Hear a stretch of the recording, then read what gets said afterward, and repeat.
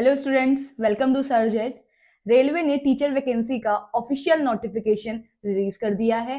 तो आइए देखते हैं कितनी वैकेंसी है और डिटेल नोटिफिकेशन को रीड कर लेते हैं। तो हमारे एग्जाम की ओपनिंग, जो एग्जाम फॉर्म की फिलिंग डेट है, वो ओपनिंग डेट है हमारी 7 जनवरी। 7 जनवरी से एग्जाम फिलिंग डेट स्टार्ट हो गई है और क्लोजिंग डेट है हमारी 6 को। ठीक है, 6 फरवरी को क्लोजिंग हो जाएगी। इससे पहले आप अपने एग्जाम फॉर्म को फिल कर लीजिएगा और हो पाए तो आप 6 फरवरी से मींस लास्ट जनवरी तक अपने फॉर्म को फिल कर लीजिएगा, क्योंकि बाद का जो टाइम होता है वहां पे साइट थोड़ी सी परेशानी आती है फॉर्म फिलिंग में। तो और ये साइड में रेलवे ने जिक्र भी किया हुआ है इस नोटिफिकेशन में कि आप थोड़ा जल्दी फॉर्म भर लें ताकि बाद में कोई टेक्निकल इश्यू ना आ पाए। तो फॉर्म फिलिंग स्टार्ट हो गई है, तो जल्दी जल्दी अपने फॉर्म को फिल कर लीजिए। और पेमेंट का जो क्लोजिंग है वो है, फॉर्म फिलिंग की जो एप्लीकेशन फिलिंग की डेट है वो है 6 फरवरी, और जो आपका पेमेंट का लास्ट डेट है वो है 8 फरवरी। अगर आपने सारी डिटेल्स फिल कर दी हैं और अगर आपका पेमेंट किसी से नहीं हुआ तो 7 और 8 का आपको टाइम दिया है जहां पे आप पेमेंट कर सकते हैं। और जब तक आप अपनी पूरी पेमेंट करेंगे तभी आपका एप्लीकेशन फॉर्म फिल माना जाएगा। तो ये तो थी हमारी फॉर्म फिलिंग की and opening date and closing date. बाकी आगे चलते हैं। ठीक है, तो रेलवे ने एक बड़ी इसमें सीधे सीधे बड़ी अच्छी इंफॉर्मेशन दी है कि जिनका रेलवे में पहले से अपना कोई अकाउंट क्रिएट हो चुका है, जो फॉर्म फिल इससे पहले भी रेलवे से रिलेटेड जो फॉर्म फिल कर रहे हैं, उनका अगर अकाउंट है तो उनको नया अकाउंट बनाने की जरूरत नहीं है। वो अकाउंट आपका बनेगा ईमेल आईडी प्लस आपके फोन, जो फोन नंबर आप उस पर डालेंगे उस फोन नंबर को एक्टिव रखना है, बिकॉज आपका सारा जो ओटीपी वगैरह जो मैसेज है उसी पे एसएमएस आएगा। एंड जिसका अगर अकाउंट नहीं बना है इससे पहले, तो वो अपना अकाउंट जब बनाएंगे उस अकाउंट को बनने के बाद ही आगे की प्रोसेस स्टार्ट होगी। और एक चीज और रेलवे ने कही है कि अगर एक बार अकाउंट बन गया तो उसके बाद उस अकाउंट में कुछ भी चेंजेस आप नहीं कर सकते हैं। तो अपना जो अकाउंट है वो बहुत ध्यान से बनाइएगा, क्योंकि उसके बाद आप उसमें कोई भी चेंजेस नहीं कर पाएंगे, वो मॉडिफाइड नहीं होगा किसी भी कंडीशन में। एलिजिबिलिटी की बात करें तो एलिजिबिलिटी नीचे जहाँ टोटल वैकेंसी डिटेल वैकेंसी है वहां पे दी हुई है कि किस पोस्ट के लिए क्या वैकेंसी है। और बहुत सारी पोस्ट इस पे निकली हुई है, किसी एक पोस्ट की बात नहीं। PRT level, TGT level and PGT level, तीनों लेवल्स की पोस्ट इस पे निकली हुई है। और तीनों के लिए जो क्वालिफिकेशन है, जो एलिजिबिलिटी है, जो एज क्राइटेरिया है, वो भी अलग अलग है। जो स्टूडेंट्स हैं जो इसको फॉर्म फिल करेंगे टोटली मेडिकली फिट होने चाहिए। ये कंपलसरी है कि उनका टोटली मेडिकली फिट हो। एंड साथ ही आपका इसमें रिजर्वेशन भी मिलना है आपको, SC ST OBC and EWS और EBC। जो EBC है आपका वो कोई रिजर्वेशन के लिए नहीं है, ये सिर्फ इसलिए है कि इसमें बैकवर्ड जो कास्ट है उसको दिया गया है, इकोनॉमिकली बैकवर्ड कास्ट करके आपका सिर्फ फॉर्म फिलिंग के लिए। एंड साथ ही आपके एग्जाम फॉर्म फीस पड़ेगी, उसके लिए यहाँ पर रिलैक्सेशन थोड़ा बहुत दिया जाएगा। अदरवाइज EBC आपके लिए कोई रिजर्वेशन नहीं है। वैकेंसीज की अगर हम बात करें तो वैकेंसी नीचे टोटल डिटेल दी हुई है, तो हम सीधे वैकेंसीज पे चलते हैं। ठीक है, और फिजिकली फिट का उन्होंने क्राइटेरिया दिया हुआ है। विजुअल एक्टिविटी, जो आपकी आई साइड है वो उसमें दिक्कत नहीं होनी चाहिए, वो वीक नहीं होनी चाहिए। उसमें आपका कलर विजन टेस्ट भी होगा, नाइट विजन टेस्ट, सारे टेस्ट आपको क्लियर होने चाहिए। आपको कलर ब्लाइंडनेस या कोई भी दिक्कत नहीं होनी चाहिए। अगर ये दिक्कतें हुई तो आप मेडिकली अनफिट बताए जाएंगे या फिजिकली अनफिट होंगे। ये एज क्राइटेरिया है। एज क्राइटेरिया आपको दिया है 18 to 33 years, 18 to 35 years and 18 to 36 years, 18 to 38, 18 to 43 and 18 48 years.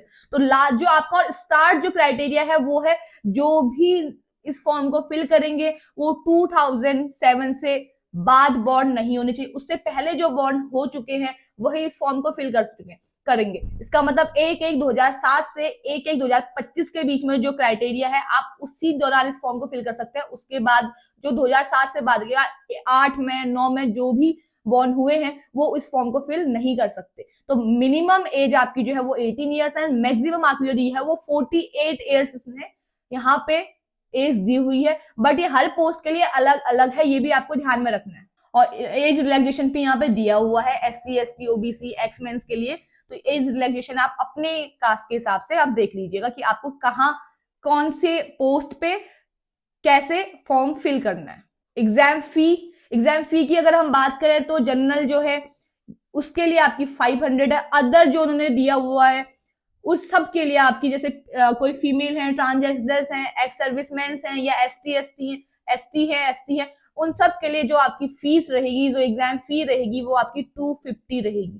तो ये चीज आप ध्यान रखेंगे, एग्जामिनेशन फी बहुत ज्यादा नहीं है, नॉर्मल है, और ये एग्जामिनेशन फीस का भी आप ध्यान रखेंगे।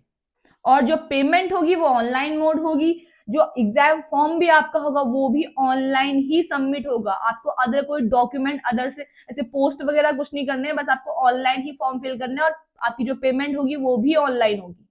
और जब तक आपकी पेमेंट फिल नहीं होती, अगर आपने एप्लीकेशन फिल कर दी है लेकिन आपने पेमेंट नहीं लगाई हुई है, तब भी आपका फॉर्म कंप्लीट नहीं माना जाएगा। आपका फॉर्म तब कंप्लीट माना जाएगा, तब आप एग्जाम दे पाएंगे जब आपने टोटल फीस भी सबमिट कर दी हो।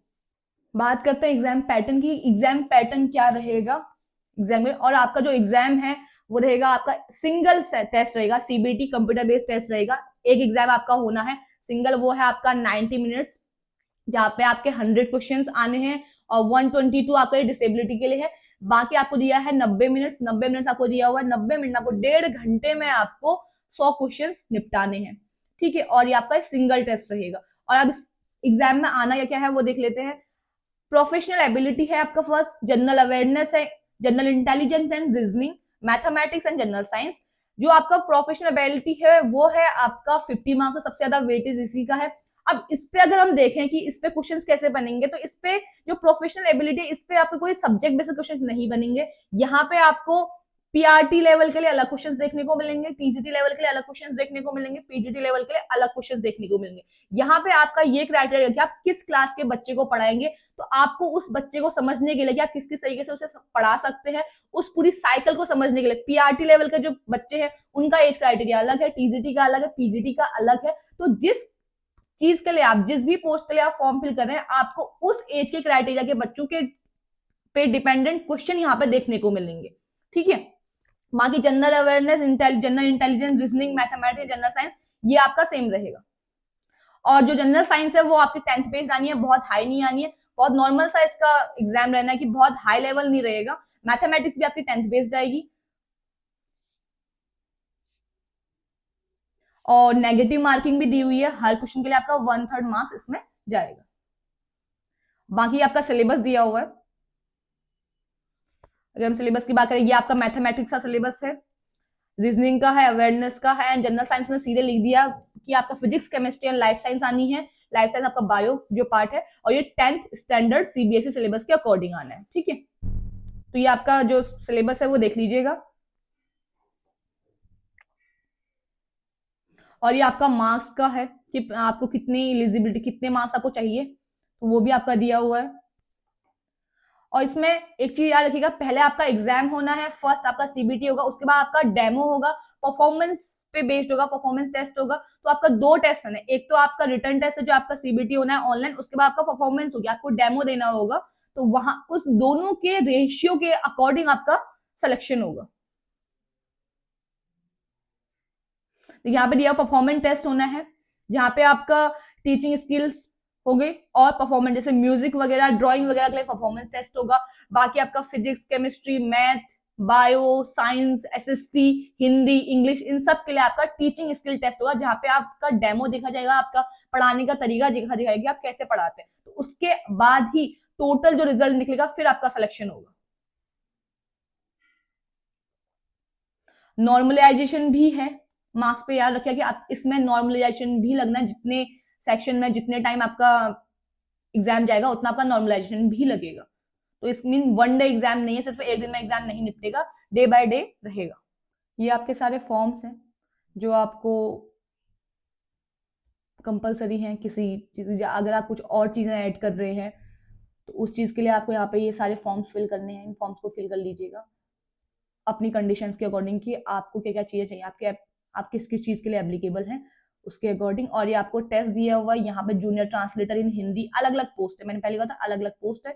जूनियर ट्रांसलेटर का ये सिलेबस है, ठीक है। स्टाफ वेलफेयर इंस्पेक्टर, इसके लिए अलग सिलेबस दिया हुआ है। चीफ लॉ असिस्टेंट, इसके लिए अलग। तो अलग अलग पोस्ट है, बहुत सारी पोस्ट है, उन सबके लिए आपको अलग अलग सिलेबस यहाँ पे दिया हुआ है, और इस सिलेबस को आपको ध्यान में रखना है और सिलेबस के अकॉर्डिंग अपनी तैयारी करनी है। लैब असिस्टेंट की बात अगर करें तो लैब असिस्टेंट के लिए टॉपिक्स दिए हुए हैं, लेबोरेटरी के लिए अलग है, स्कूल्स के लिए बायो का अलग है, ठीक है। केमिस्ट्री का अलग सिलेबस रहेगा, फिजिक्स का अलग। ये आपका प्राइमरी पीआरटी लेवल टीचर, जो पीआरटी की बात हम करें, पीआरटी के लिए ये सिलेबस आपका दिया हुआ है प्राइमरी टीचर के लिए। तो सिलेबस यहाँ से आप अपने जो आपकी जितनी आपकी रिक्वायरमेंट है उस हिसाब से आप सिलेबस देख लीजिएगा। बात करें अगर वैकेंसीज की, तो यहाँ से टोटल आपका पोस्ट पैरामीटर आ गया हुआ है। तो ये देखिए आपकी जो पोस्ट है, और पोस्ट के साथ आपका क्वालिफिकेशन भी यहाँ पे दी हुई है। तो पोस्ट ग्रेजुएट टीचर्स की अगर हम बात करें, तो पोस्ट ग्रेजुएट टीचर्स के लिए आपको ये भी दिया हुआ है कि आपका पे स्केल क्या रहेगा। उन्होंने सब मेंशन किया हुआ, पे स्केल मेंशन किया हुआ, एज मिनिमम कितनी रहेगी और मैक्सिमम कितनी रहेगी वो भी उन्होंने मेंशन किया हुआ। तो 48 ईयर्स आपकी मैक्सिमम एज रहने वाली है पीजीटी लेवल, मींस 11 12 के लिए जो पढ़ाते हैं पीजीटी लेवल के लिए आपकी 48 ईयर्स एज रहने वाली है। और पीजीटी के लिए अगर हम एलिजिबिलिटी की बात करें, तो आपका मास्टर्स होना चाहिए जिस सब्जेक्ट से आप पढ़ाएंगे, आपका एमए एमएससी जो भी आपका मास्टर होना चाहिए, इसमें आपका पोस्ट ग्रेजुएशन कंप्लीट होना चाहिए। उसके साथ ही आपका बीएड भी कंप्लीट होना चाहिए। तो दो कंडीशंस है, एक तो आपका पोस्ट ग्रेजुएशन वो कंप्लीट हो 50% मार्क्स से, उसने कहा कि किसी भी यूनिवर्सिटी से 50% मार्क्स से आपका पोस्ट ग्रेजुएशन कंप्लीट होना चाहिए। उसके साथ ही आपका बीएड भी कंप्लीट होना चाहिए। अगर आप अपेयरिंग में है तो आप इसको फिल नहीं कर सकते, आपको इसको कंप्लीट, कोई भी कोर्स आप जो कर रहे हैं उसको कंप्लीट करने के बाद ही इसको फिल करना है। और साथ ही साथ उन्होंने बोला है कि कंप्यूटर एप्लीकेशन की थोड़ी बहुत नॉलेज आपको कंपलसरी है, ठीक है। और हिंदी एंड इंग्लिश में कि teaching in Hindi and English medium, तो दोनों मीडियम आना चाहिए, हिंदी में भी और इंग्लिश दोनों लैंग्वेज भी आपको आनी चाहिए। और साथ में आपका क्वालिफिकेशन यही है कि आपको पोस्ट ग्रेजुएशन हो, मास्टर्स हो और बीएड हो। यहाँ पे अब एक चीज करने आती है कि सीटेट का जो है पीजीटी के लिए, अगर हम बात करें पीजीटी के लिए, तो पीजीटी के लिए सीटेट एप्लीकेबल नहीं। अगर आप सीटेट आपने नहीं भी किया हुआ है तब भी आप पीजीटी के लिए फॉर्म फिल कर सकते हैं। पीजीटी के लिए दो ही क्राइटेरिया है, आपका पोस्ट ग्रेजुएशन कंप्लीट होना चाहिए, सेकंड आपका बीएड कंप्लीट होना चाहिए। सीटेट यहाँ पे कंपलसरी नहीं है, सीटेट आपका टीजीटी के लिए आता है। जब हम टीजीटी लेवल के जो फॉर्म फिल करते हैं तो वहां पे सीटेट का आपका सेकंड पेपर कंपलसरी है कि सेकंड पेपर आपका क्वालिफाई होना चाहिए। तो ये सारी डिटेल दी हुई है पोस्ट ग्रेजुएशन टीचर्स की। कहीं पे मेल्स की रिक्वायरमेंट है, कहीं पे ओनली फीमेल्स की रिक्वायरमेंट है। तो आप अपने सब्जेक्ट के हिसाब से यहाँ पर देख लीजिएगा, वैकेंसीज आपको शो की गई है कि कहाँ, और एज भी आपको दिया हुआ कि कितनी एज से कितनी एज तक आप इसको फिल कर सकते हैं। और आपका क्वालिफिकेशन भी दी हुई है कि आपको क्या क्वालिफिकेशन यहाँ पे चाहिए। बहुत सारी वैकेंसी यहाँ से आपका टीजीटी स्टार्ट हुआ। देखिए ट्रेंड ग्रेजुएट टीचर, ये टीजीटी है। टीजीटी के लिए आपका यूजी कंपलसरी होता है, अगर आपका पीजी है तो और अच्छा है, अगर नहीं है तो आपका यूजी तो कंपलसरी है कि आपका ग्रेजुएशन कंप्लीट होनी चाहिए। उसके साथ ही आपका बीएड कंप्लीट होना चाहिए। उसके साथ ही आपका सीटेट भी यहाँ पे क्वालिफाई चाहिए। अगर आपका सीटेट क्वालिफाई नहीं है तो आप टीजीटी के लिए एप्लीकेबल नहीं है। देखिए उसने कहा है कि 2 years टीचिंग ट्रेनिंग कोर्स और recognised institute, years teaching experience recognised institutions, ठीक है। तो यहाँ पे डीएलएड वालों की भी बात होती है कि डीएलएड वाले भी इसको फिल कर सकते हैं, याद रखिएगा, बीएड के साथ डीएलएड वाले भी इसको फिल कर सकते हैं। यहाँ से बात आ गई है प्राइमरी टीचर की, ठीक है। पीआरटी लेवल का जो टीचर है, जो प्राइमरी रेलवे टीचर है, प्राइमरी रेलवे टीचर के लिए उन्होंने कहा है कि 50% आपका 12th कंपल्सरी 12+2, उसके साथ ही आपका बीएड या आपका डीएलएड, यहाँ पे डीएलएड वाले भी इसको फिल कर सकते हैं। आपका डीएलएड कंप्लीट है, ये आपका बीएड कंप्लीट है, तो आप इस फॉर्म को फिल कर सकते हैं। और साथ में आपका सीटेट भी कंप्लीट होना चाहिए। सीटेट का फर्स्ट पेपर तो आपका कंपलसरी ही है कि आपका सीटेट यहाँ पे निकल क्वालिफाई होना चाहिए, तभी आप इस फॉर्म को फिल कर सकते हैं। ओनली पीजीटी ऐसा है जहाँ पर सीटेट नहीं मांगा जाता, बाकी आपका पीआरटी एंड टीजीटी दोनों के लिए आपका सीटेट क्वालिफाई होना चाहिए। प्राइमरी टीचर की आप पे स्केल भी दिया हुआ है, आप जैसे जैसे आप नीचे आते रहेंगे, आप पीजीटी के लिए हाई पे स्केल रहता है, फिर टीजीटी के लिए, फिर लास्ट में पीआरटी के लिए। इसके साथ ही एक इन्फॉर्मेशन और कि अब जो एनआईओएस डीएलएड वाले जो हैं वो भी अब इस फॉर्म को, जिन्होंने ओपन से डीएलएड किया हुआ है, वो भी पीआरटी लेवल के फॉर्म को फिल कर सकते हैं, ठीक है। ये यहाँ पे मेंशन नहीं है, लेकिन ये चीज है कि अब वो भी फिल कर सकते हैं। कुछ टाइम पहले सुप्रीम कोर्ट ने ये चीजें बताई हैं, ये पास किया हुआ है, तो इसके अकॉर्डिंग अब आप जो ओपन सी डीएलएड कर चुके हैं वो भी इस फॉर्म को फिल कर सकते हैं। ये आपकी टोटल वैकेंसीज यहाँ पे दी हुई है, पोस्ट वाइज आपकी वैकेंसीज दी हुई है कि किस पोस्ट में कितनी वैकेंसी है, देख लीजिएगा। हर बहुत ज्यादा, हर किसी में एक वैकेंसी भी है, किसी में 4 वैकेंसी भी है, तो आप अपने अकॉर्डिंग देखते देगा कि किस पोस्ट में कितनी वैकेंसी है। ये टोटल ही ये पूरा नोटिफिकेशन, पूरा एक पीडीएफ जो ऑफिशियल साइट पे रेलवे ने डाला हुआ है, उस ऑफिशियल साइट पे ही रेलवे ने हर चीज मेंशन करी हुई है। इस पीडीएफ में टोटली मेंशंस है कि आपका क्वालिफिकेशन क्या है, वैकेंसी क्या है, किस किस कौन कौन सी पोस्ट आई हुई है, क्या फॉर्म फिलिंग की एग्जाम फीस है, क्या फिलिंग फीस है, क्या पैटर्न रहेगा, क्या सिलेबस रहेगा, आपको टोटल डिटेल जो है वो पूरी एक ही पीडीएफ में देखने को मिलेगी यहाँ पे। जैसे आप टीचिंग की अगर मैं बात करूँ, पोस्ट ग्रेजुएट टीचर की कहीं पे एक पोस्ट है, देखिए यहाँ पे एक पोस्ट है। अगर हम पोस्ट ग्रेजुएशन टीचर कॉमर्स की बात करें तो एक पोस्ट है। वही हिंदी, हर किसी में ये पूरा क्राइटेरिया दिया हुआ कि किस लेवल के लिए और किस टीचर के लिए, किस पीजीटी के लिए क्या पोस्ट रहेंगी, पीआरटी के लिए क्या पोस्ट है। तो आप ये देख लिया और अपने जोन के अकॉर्डिंग देखिएगा।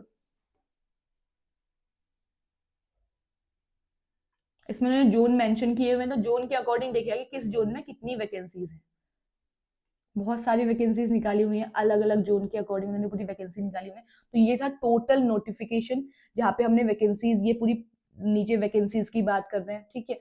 कुछ टोटल वैकेंसी जो हर किसी पोस्ट की अलग अलग वैकेंसी उन्हें दी हुई है। एग्जाम फिलिंग डेट जो आपकी लास्ट 6 फेब को खत्म हो जाएगी, तो जल्दी से अपना एग्जाम भर लीजिएगा, फॉर्म भर लीजिएगा। उसके अलावा आपकी फीस और सिलेबस सब कुछ इस पर मैंशन है। और सीटेट का ये थोड़ा सा कंफ्यूजन रहता है क्योंकि पीजीटी के लिए सीटेट नहीं है, पीआरटी एंड पीजीटी के लिए आपका सीटेट कंपलसरी है, ठीक है। तो ये तो था हमारा टोटल डिटेल नोटिफिकेशन। बाकी जो एग्जाम वगैरह की जो डेट है और बाकी जो चीजें हैं वो बहुत जल्दी ही रेलवे ऑफिशियली उसको डिक्लेयर करेगा। अभी रेलवे ने ऑफिशियली कुछ डिक्लेयर नहीं किया है इसके अकॉर्डिंग। तो ये तो अभी थी तैयारी की बात। अब यहाँ से आपको अपनी प्रिपरेशन स्टार्ट करनी है, बिकॉज रेलवे ने ये अलाउ कर दिया है कि बहुत जल्दी ही वो इसका एग्जाम कराएगा। एंड 2 एग्जाम आपके होंगे, एक आपका सीबीटी होगा, सेकंड आपका परफॉर्मेंस टेस्ट होगा, आपका स्किल बेस्ड टेस्ट होगा। तो वो आपकी स्किल दिखी जाएगी कि आप कैसे पढ़ा रहे हैं, कैसे क्या कर रहे हैं। तो ये टोटल वैकेंसी, जो टोटल नोटिफिकेशन था मैंने आपको एक्सप्लेन कर दिया। जो डिटेल्स थी, जो इंपॉर्टेंट डिटेल्स थी वो मैं आपको एक्सप्लेन कर चुकी हूँ। बाकी जो और अदर डिटेल्स है, बाकी आपको पूरा डिटेल, टोटली डिटेल चाहिए तो आप इस नोटिफिकेशन को, जो नोटिफिकेशन ऑफिशियली रिलीज हुआ है, इसको डाउनलोड कर लीजिएगा और इस पे टोटल पूरी डिटेल्स आप देख सकते हैं। और साथ ही में आपको जो सिलेबस है वो भी इसी पीडीएफ में आपको मिलेगा। तो इसके अकॉर्डिंग अपनी तैयारी शुरू कीजिएगा। बाकी हमारे चैनल को लाइक कीजिएगा, सब्सक्राइब कीजिएगा। Thank you.